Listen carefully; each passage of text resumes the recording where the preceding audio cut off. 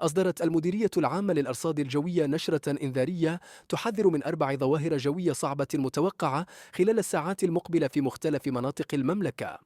تشمل هذه الظواهر تساقطات ثلجية، من المتوقع تساقط الثلوج على المرتفعات التي تتجاوز 1400 متر، خاصة في أقاليم إفران، خنيفرة، صفرو، الحوز، ميدلت، بولمان، ورزازات، تنغير، أزلال، بني ملال، تازا وكرسيف.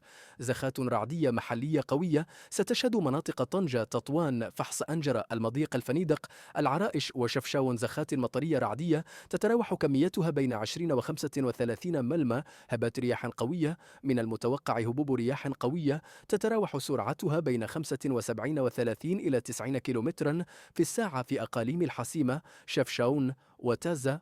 موجة برد ستعرف بعض المناطق انخفاضا ملحوظا في درجات الحرارة، خاصة في المرتفعات والمناطق الداخلية. نظرا لهذه الظروف الجوية القاسية، توصي المديرية العامة للأرصاد الجوية المواطنين باتخاذ الاحتياطات اللازمة